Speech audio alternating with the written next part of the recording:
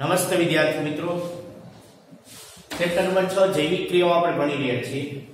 આજે આપણે શ્વસન વિશેની માહિતી, શ્વસનના ટોપિકની શરૂઆત કરતા પહેલા આપણે પાઠ્યપુસ્તક પેજ નંબર 101 ઉપર આપેલી બે પ્રવૃત્તિ, એક પ્રવૃત્તિ નંબર 6.4 અને પ્રવૃત્તિ નંબર 6.5 આપેલી છે। ચલો સૌથી પહેલા શરૂઆત કરી પહેલી પ્રવૃત્તિ એટલે કે 6.4 નંબરની પ્રવૃત્તિ જોઈએ। કેનો હેતુ શું છે?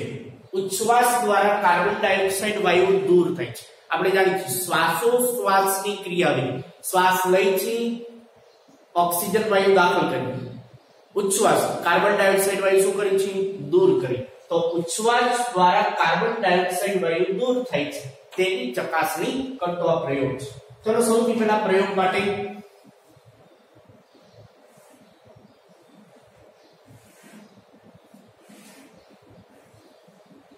બે કેસ કસનળી લેશું।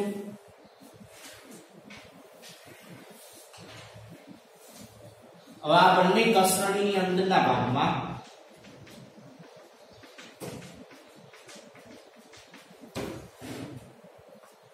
ચૂનાનું પાણી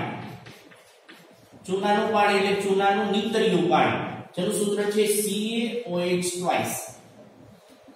આ જ રીતના આમાં પણ ચૂનાનું પાણી લેશું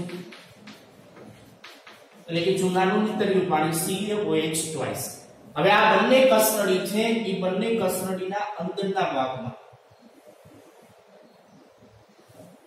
એક કાચની ટ્યુબ દાખલ કરશું આ રીતના। હવે આ પહેલી કસનળી છે, નંબર નામ આપી દો A અને આને આપું B આપું છું। હવે આ પહેલી કસનળીના અંદરના ભાગમાં આપણે એક કાચની ટ્યુબ દાખલ કરી, એના ઉપરના ભાગે એક પિચકારી આ રીતના ગોઠવશું।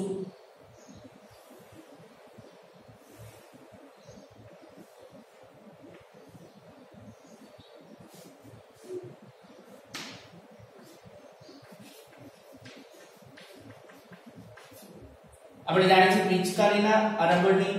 અથવા કાચની ટ્યુબ છે, કાચની ટ્યુબ અંદરના ભાગમાં દાખલ કરેલી છે। આ પિચકારીના અંદરના ભાગમાં વાતાવરણની હવા હશે, એટલે કે વાતાવરણમાં રહેલા વાયુ હશે, ઓક્સિજન હશે, કાર્બન ડાયોક્સાઇડ વાયુ હશે, નાઇટ્રોજન વાયુ આ પિચકારીના અંદરના ભાગમાં હશે। હવે શું કરશું? સૌથી પહેલા આ કસનળીના નીચેના ભાગમાં ચૂનાના પાણીમાં આ કાચની ટ્યુબ ઉપરના ભાગમાં પિચકારી દબાવશું તો આમાં રહેલા હવા છે એટલે કે વાયુ ક્યાં દાખલ થશે? આ કસનળીની અંદર। હવે કસનળીમાં જેવા વાયુઓ દાખલ થશે જેના લીધે આની અંદર ઓક્સિજન, નાઇટ્રોજન, કાર્બન ડાયોક્સાઇડ બધા જ વાયુઓ હશે, તો આની અંદર એક કાર્બન ડાયોક્સાઇડ વાયુ આની અંદર દાખલ થાય છે। કયો વાયુ? કાર્બન ડાયોક્સાઇડ આ વાતાવરણની અંદર, જેથી થશે શું પ્રક્રિયા? આ ચૂનાનું પાણી એટલે CaOH ટ્વાઇસ પ્લસ વાતાવરણની અંદર રહેલી હવામાં રહેલો કાર્બન ડાયોક્સાઇડ વાયુ આ બંને સાથેની પ્રક્રિયા થઈ CaCO3 એટલે નામ થશે કેલ્શિયમ કાર્બોનેટ, જે આપણે જાણીએ છીએ સફેદ કરનારું છે અને પાણી ઉત્પન્ન થાય છે। આ મેઈન વસ્તુ કે વાતાવરણમાં રહેલી હવા એટલે કે વાયુમાં કાર્બન ડાયોક્સાઇડ વાયુ છે એ ચૂનાના નીતરિયા પાણી સાથે પ્રક્રિયા કરી અને કેલ્શિયમ કાર્બોનેટ બનાવે છે, જેના લીધે આ દ્રાવણ હવે કેવા રંગનું? દુધિયા રંગનું દ્રાવણ બનશે। કેવા રંગનું? દુધિયા રંગ। એ જ રીતના આ કસનળીની અંદર હવે આપણે શું કરશું? પિચકારીમાં બદલે હવે આપણે મુખ દ્વારા આ નળી છે, આ કાચની નળી, એ કાચની નળી અહીંથી ફૂંક મારશું। આપણે જાણીએ છીએ ફૂંક મારી ઉચ્છ્વાસની ક્રિયા, કયો વાયુ નીકળે છે? Carbon dioxide. તો આ રીતના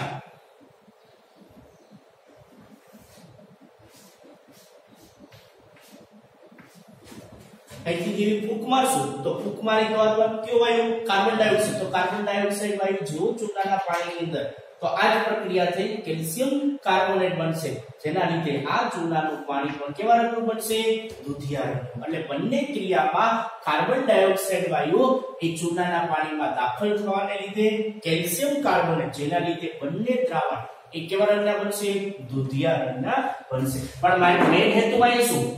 કે આ બંનેમાંથી ઝડપથી દુધિયો રંગ કેની અંદર જોવા મળશે? તો ઝડપથી આ બી કસ્ટડીની અંદર કેમ કે એની અંદર ઉચ્છ્વાસની ક્રિયામાં ફક્ત કયો વાયુ કાર્બન ડાયોક્સાઇડ વાયુ નીકળે છે તો છેલ્લે આપણે લખી શકીએ કે કસ્ટડી બી ની અંદર એટલે કે ઉચ્છ્વાસની ક્રિયામાં કાર્બન ડાયોક્સાઇડ દ્વારા એ ઝડપથી એ દુધિયા રંગ નું દ્રાવણ બને છે એટલે કે આ કસ્ટડીમાં ઉચ્છ્વાસની ક્રિયામાં કાર્બન ડાયોક્સાઇડ વાયુ એટલો દૂર થતો હોવાથી ઝડપથી દુધિયો રંગ આ દ્રાવણમાં પણ બને છે ચલો આ વાત થઈ ઉચ્છ્વાસની ક્રિયામાં કાર્બન ડાયોક્સાઇડ વાયુ દૂર થાય છે એના પછી પ્રવૃત્તિ નંબર 6.5 જોઈ હેતુ શું છે આથવણની ક્રિયામાં કાર્બન ડાયોક્સાઇડ વાયુ ઉત્પન્ન થાય છે આથવણની ક્રિયા આથો લાવવાની ક્રિયા સામાન્ય રીતે એમને સમજાવી દે ઈડલી છે ઢોકળા છે આપણે આથો લાવવાની ક્રિયા થાય છે તેમાં બધામાં કાર્બન ડાયોક્સાઇડ વાયુ દૂર થાય છે ચલો આ પ્રવૃત્તિ સમજીએ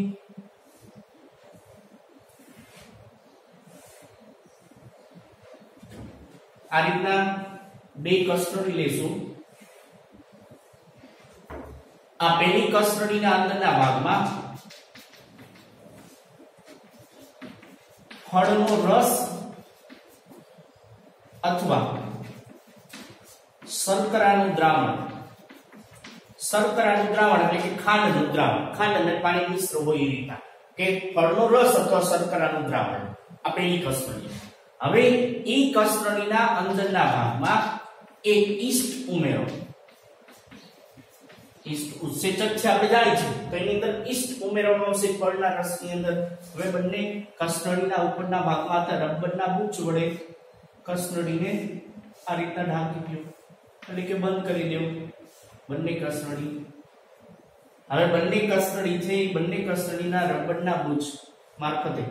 આવી એક વિમોચન નળી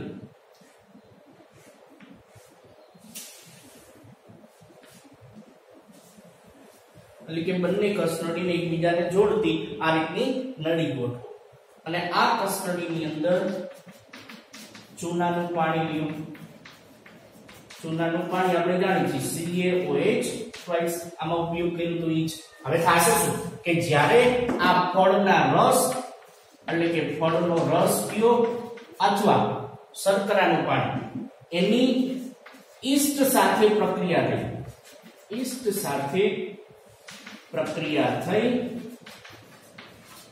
અને કાર્બન ડાયોક્સાઇડ વાયુ ઉત્પન્ન થાય છે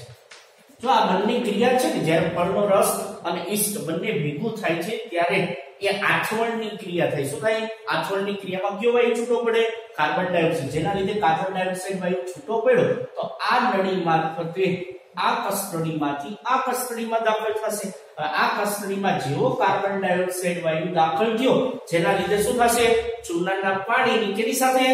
કાર્બન ડાયોક્સાઇડ વાયુ સાથેની આ જ પ્રક્રિયા થઈ કાર્બન ડાયોક્સાઇડ વાયુ સાથેની પ્રક્રિયા થઈ કેલ્શિયમ કાર્બોનેટ બનશે જેના લીધે આ ચૂનાનું પાણી હવે કેવા રંગનું બનશે દુધિયા રંગનું પાણી બનશે દુધિયો રંગ બને જેના લીધે આપણે કહી શકીએ કે કાર્બન ડાયોક્સાઇડ વાયુ આથવણની ક્રિયામાં ઉત્પન્ન થયો ઈ કાર્બન ડાયોક્સાઇડ વાયુ આ કસ્ટડીમાં દાખલ થયો જેના લીધે ચૂનાનું પાણી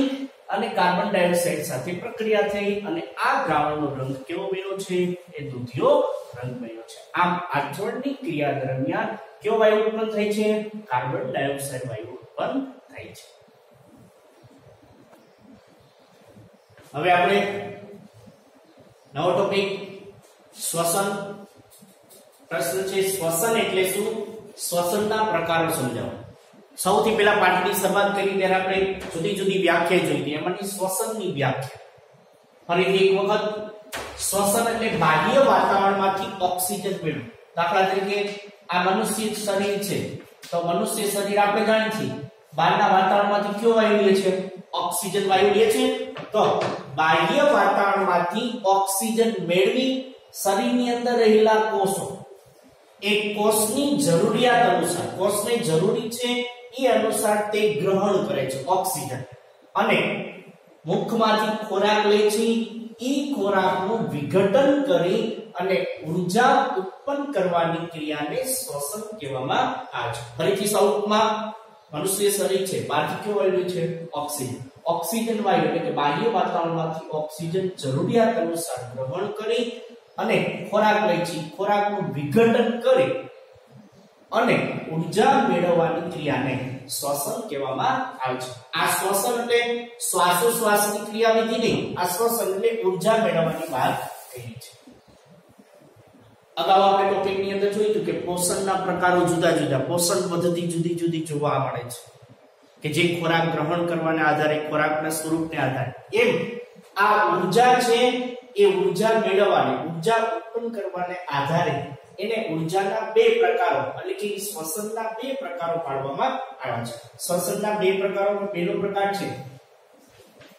કે જેને જારક શ્વસન કહેવાય અને બીજો પ્રકાર કે જેને અજારક શ્વસન કહેવામાં આવે છે. ચલો સાવ સહેલો પ્રશ્ન છે. જારક શ્વસન છે કે જે સજીવો છે એ શ્વસનની ક્રિયા ઓક્સિજનની હાજરીમાં એ ઊર્જા મેળવતા હોય, એટલે ઓક્સિજનની હાજરી આવશ્યક છે એટલે કે જરૂરી છે. જ્યારે અજારક શ્વસનની ક્રિયા થતી હોય એમાં ઓક્સિજનની કોઈ જરૂરિયાત રહેતી નથી, એટલે ઓક્સિજનની જરૂરિયાત નથી એટલે ઓક્સિજનની આવશ્યકતા હોતી નથી. એટલે એવા સજીવો કે જે જારક શ્વસનની ક્રિયા એ ઓક્સિજનની હાજરીમાં કરતા હોય આમાં ઉચ્ચ કક્ષાના પ્રાણીઓનો સમાવેશ થશે. જ્યારે અજારક શ્વસનની ક્રિયા છે જેમાં ઈસ્ટ છે, ફૂગ છે, કેટલાક પ્રકારના બેક્ટેરિયા છે જે ઓક્સિજનની ગેરહાજરીમાં આ શ્વસનની ક્રિયા એટલે કે ઊર્જા મેળવતા જોવા મળે છે. ચલો આ જારક શ્વસનની ક્રિયા છે ઈ સજીવની અંદર એ તબક્કાવાય થાય છે. હું અહીં તબક્કો લખું છું. સૌથી પહેલા પહેલું સ્ટેપ લખું કે પ્રથમ તબક્કો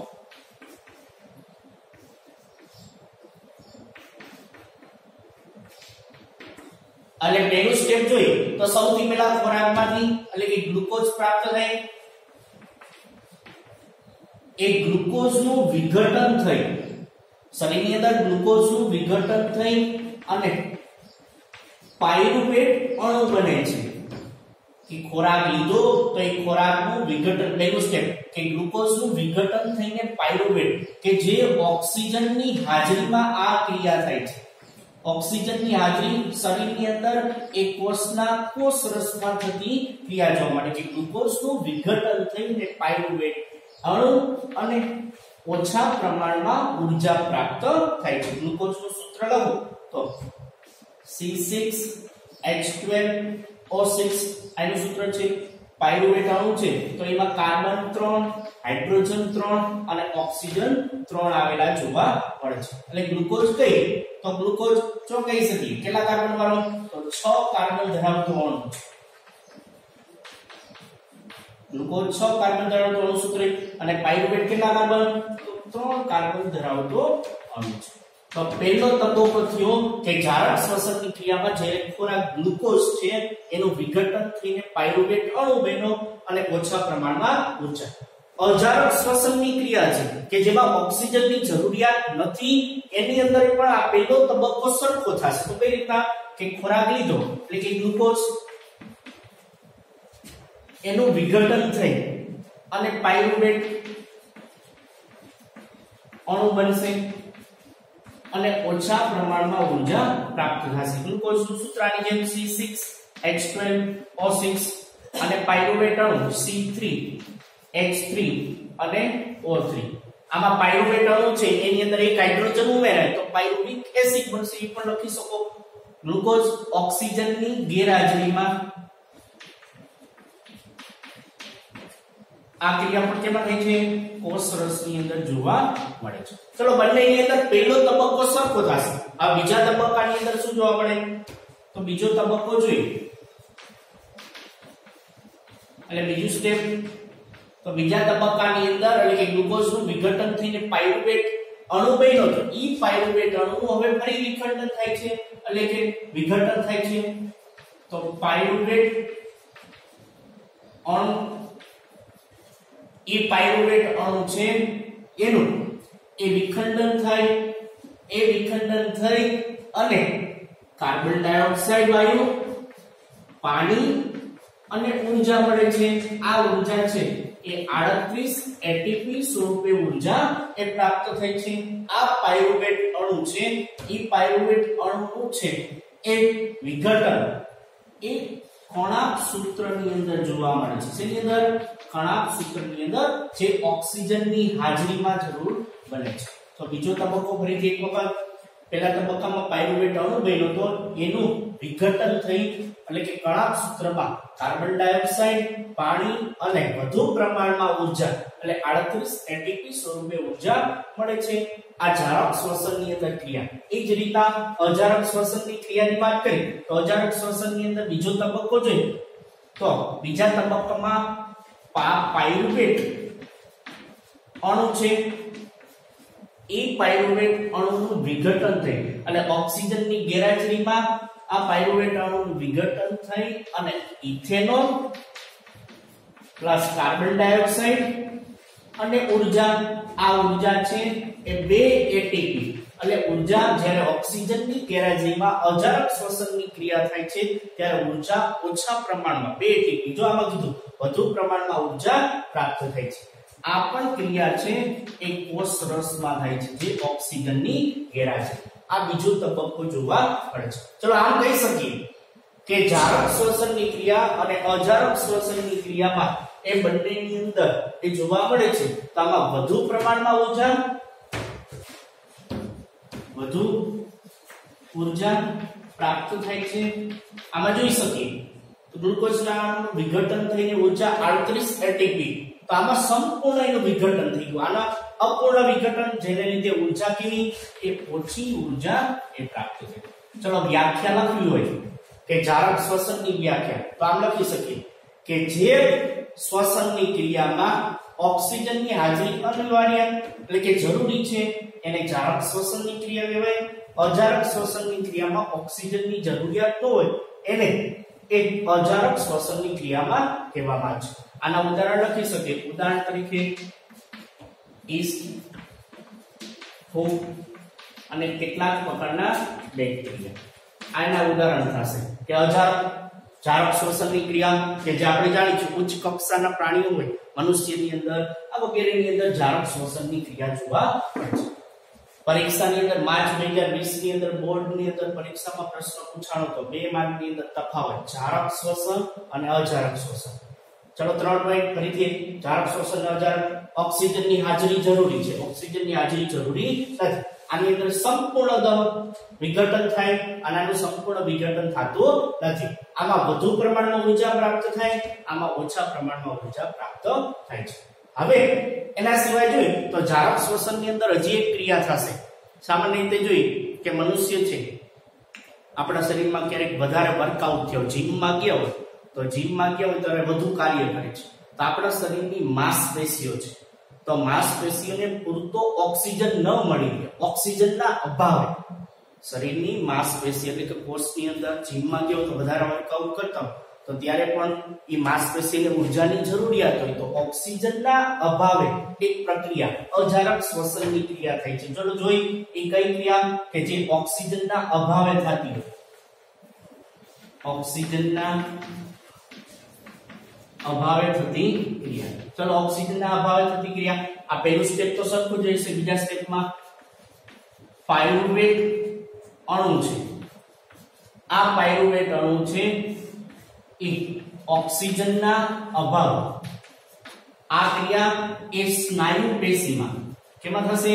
સ્નાયુ પેશીમાં આપણી શરીરની સ્નાયુ પેશી છે એની અંદર જોવા મળે તો પાયરુવેટ અણુનું વિઘટન થઈ અને લેક્ટિક એસિડ બનશે